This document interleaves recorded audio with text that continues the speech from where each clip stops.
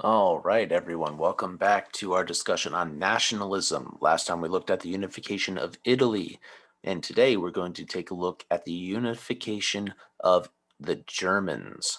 All right, so let's go ahead and get into it.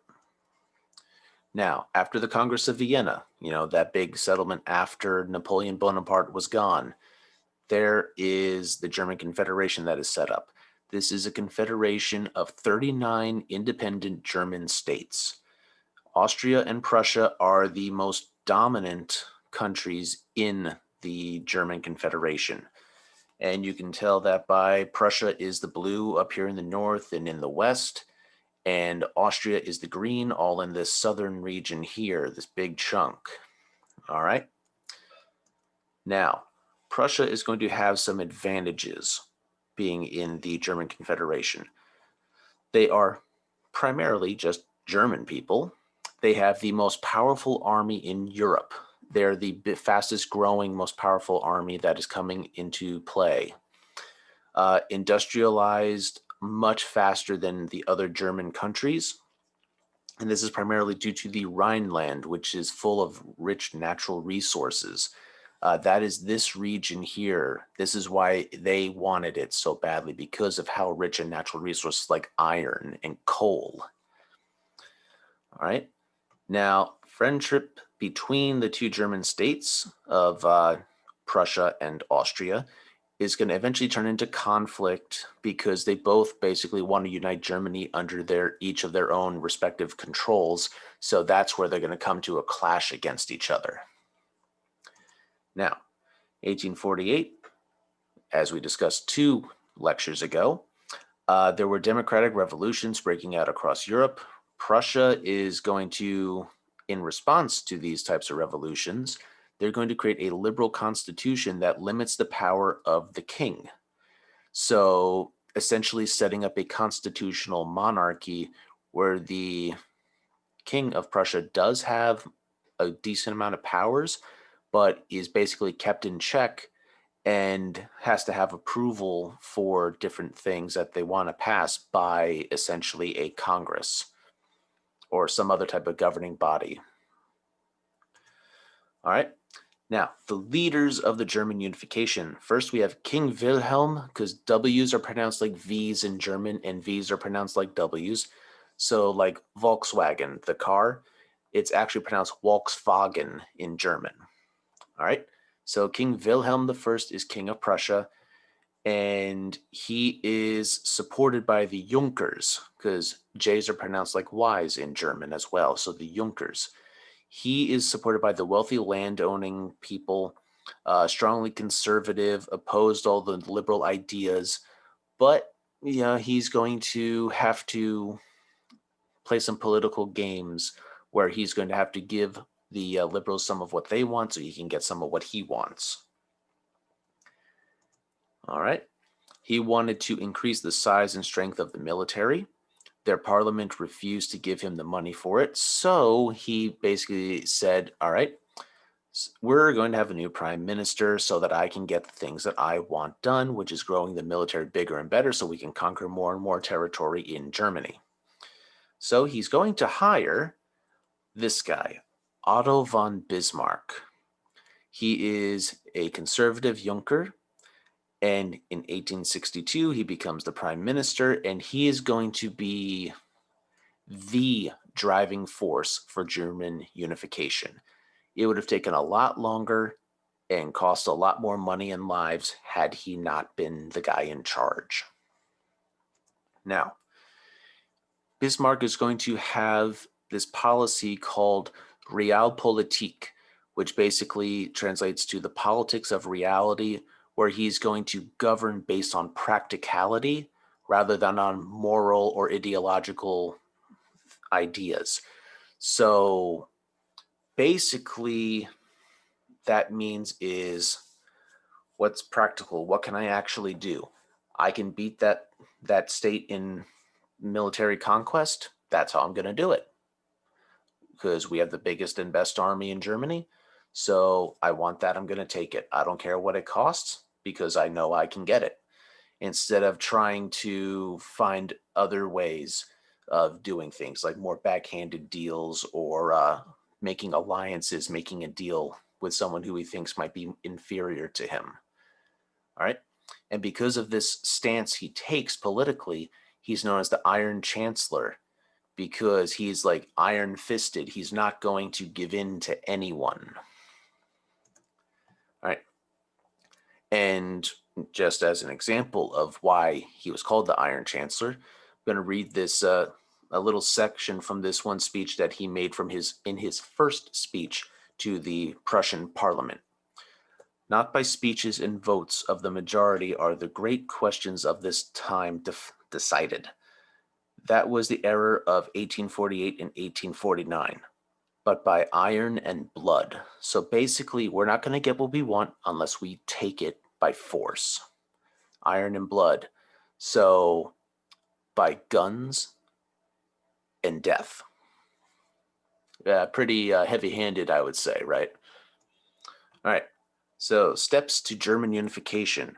First, there's going to be an alliance between Prussia and Austria, and the Prussians are going to fight a war against Denmark.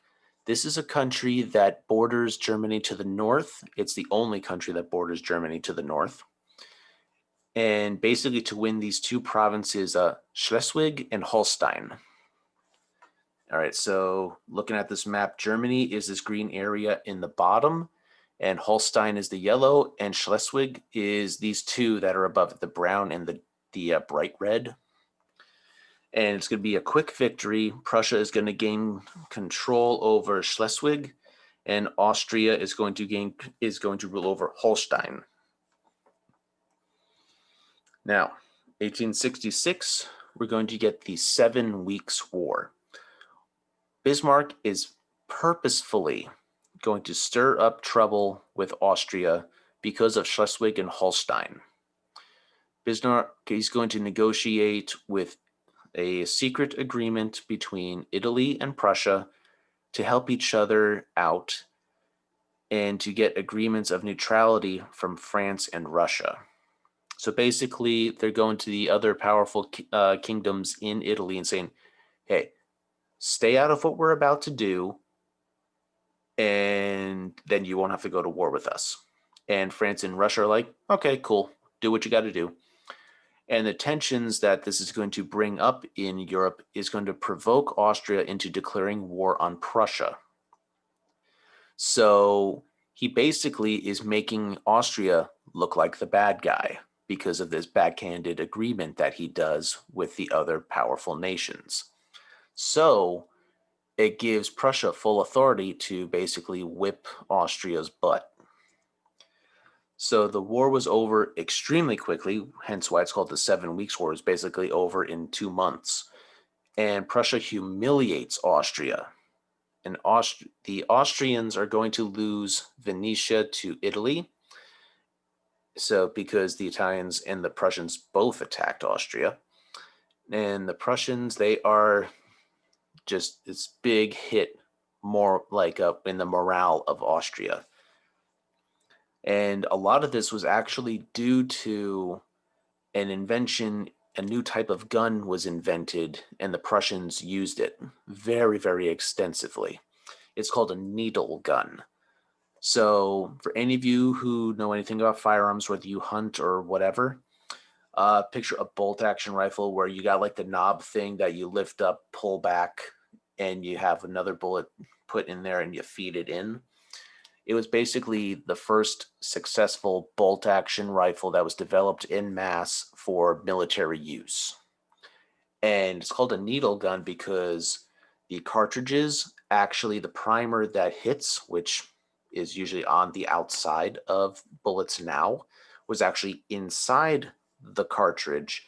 So a needle is the firing pin and actually has to puncture its way through the bullet, through the gunpowder, to the bottom of the bullet where it is in the casing to ignite the primer that then discharges all the black powder that the needle just stabbed its way through to fire the bullet. Now, more steps to German unification. Of course, the 7 Weeks' War. Prussia is going to take control of northern Germany because, like, hey, it's us versus them, and everybody pretty much gets behind them because they're feeling all this big nationalist. It's like, it's German versus Austrian. We need your help. All right. So all of these northern German states, basically, this line right here, where you have like the orangey color, the light blue, the dark blue, all of this is united under Prussian rule. And yeah, there's a Northern German Confederation, which is run by Prussia. It's basically their secret term for, hey, this is our kingdom now. And the south of Germany is being resistant to Prussian rule at this point. But that's going to change after this happens. The next big step is the Franco-Prussian War. Franco, of course, meaning French, and Prussian meaning, of course, the Prussians.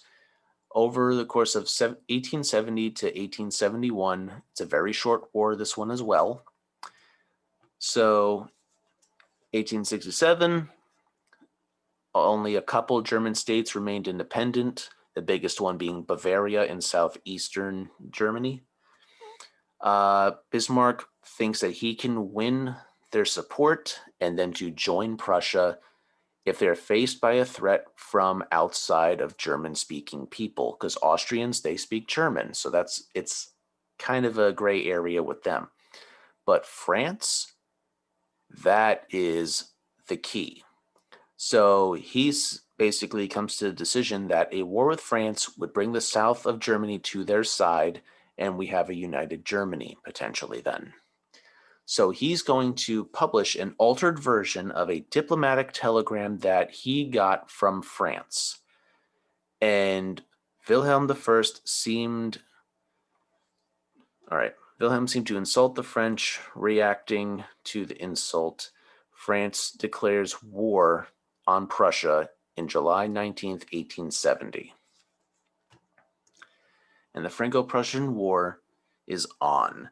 So the Prussian army is going to just flood into northern France, and by September they surrounded the main French army and took 80,000 French soldiers prisoner, including the king, Napoleon III. They took the enemy king captive. All right. Now, for 4 months, they're also going to lay siege to the capital of France, to Paris, until the people become so hungry that they're basically starving to death in a lot of cases, and the French people surrender. All right. Now, the nationalistic feelings that are just fueled throughout all of Germany at this point, they're going to basically now bring southern Germany into the fold. They are now accepting Prussian leadership, like, wow, the Prussians are like, they're really doing this thing. It's like, we should fall in line. That way we don't have to actually fight some type of German civil war against them, because they're unstoppable right now. All right. So over the course of 6 years, Bismarck created a united Germany because of his use of diplomacy and warfare to accomplish the goal. He didn't care what methods he had to use as long as he got the job done. So January 18th of 1871, King Wilhelm I is crowned the Kaiser, or Emperor. Kaiser comes from, it's a German word for Caesar, which is what the Roman emperors were called. And he is crowned the Kaiser at the Palace of Versailles, just outside of Paris, France. All right, that's rather insulting to the French people. But now the Second Reich, or Empire, the Second German Empire, is started. Right, because the first one was the Emperor of Charlemagne back in medieval times. Now we have this German Empire, the Second Reich. And when we get to the Third Reich, that's World War II. Now, so to sum it all up with how the balance of power is shifting in Europe, Since the Congress of Vienna, we have established five great powers: Britain, France, Austria, Prussia, and Russia. But by 1871, so we're, 30 years later, basically, Britain and Germany are clearly the two single most powerful countries in Europe. And so that balance has been shattered. So now it is basically who's going to side with which of the two big dogs in case some stuff goes down. All right. That is where we're going to end today. So make sure that you study all of this material, basically from the Congress of Vienna up through German unification, because there will be a quiz next time. So yeah, be sure to take care of that, and you guys should be just fine. Talk to you later.